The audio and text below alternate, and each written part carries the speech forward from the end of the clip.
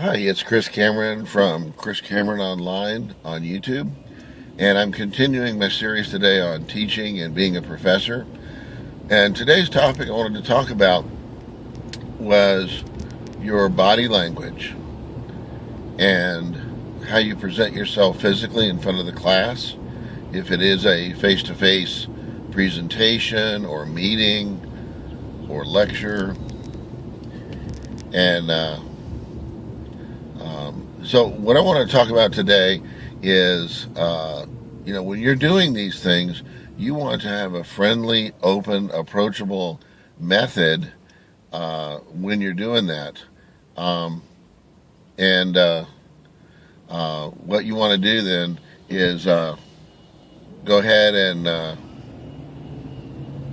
excuse me just a second, traffic. It's better if I don't crash. What you want to do is when you're standing at the podium, if there is a podium, you don't want to brace your arms straight and grasp the edges like you're bracing for a gale. Some people tend to lean on the podium and grasp it, and it's not there to be a walker. It looks very kind of forceful and intimidating. With body language, you want to present an open presentation. In other words, you don't want your arms crossed. You don't want your shoulders hunched. You don't want, to not look at your audience, to kind of, glance away or be looking down. Even if you're uncomfortable or not up to looking people in the eye, you can look about eye level or just over their heads, because it's hard to tell. And keep your eyes kind of moving around the room. And of course, you can stop and glance at your notes. Again, these are kind of ordinary things.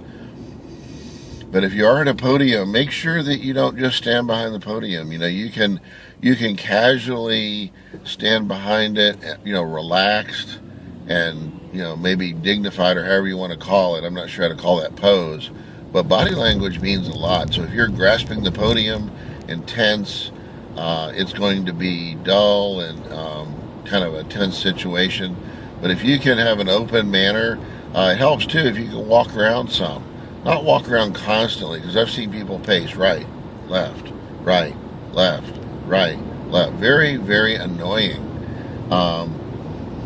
You can pause and talk about things and that. And also, while you're giving your presentation, if you have a projector behind you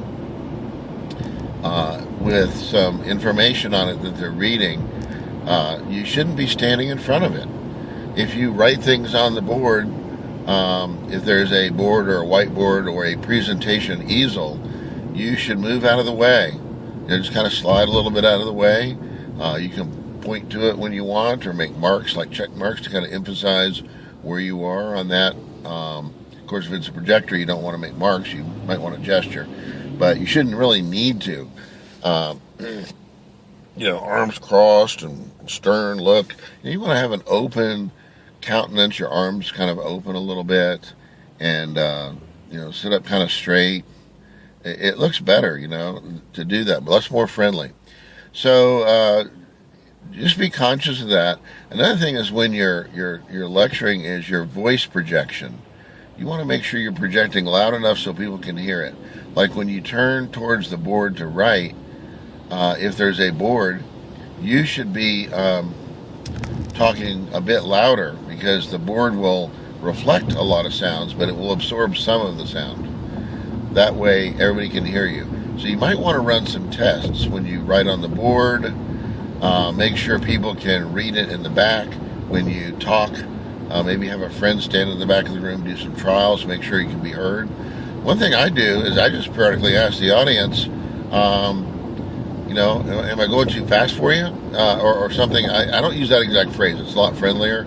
But I say, is it a good pace for everybody? I'm, not leaving you. And they'll say, yep. Or, you can slow down a bit or something. Should I slow down a little bit? Or, because I can sure talk fast. I can talk just like this. But you can't really hear like that unless you pretty much are just doing casual talk, or you're not going to absorb new ideas spoken at that speed. So when you're, up lecturing, your body language is really important.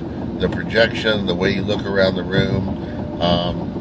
And you might look for people that have a curious expression. They might not, they might not have an understanding of what you're saying. They might be confused. So what you want to do is, as you see that, you might decide, should I go into that a little bit more? And you might get several people that agree. The person might be confused because they're thinking about checking their phone or something. That's a whole different issue. Hopefully they're not doing that. Anyway, Chris Cameron from Chris Cameron Online on YouTube. If you want to smash that like button, I really would appreciate it, or even subscribe. New series on teaching. Thanks for watching.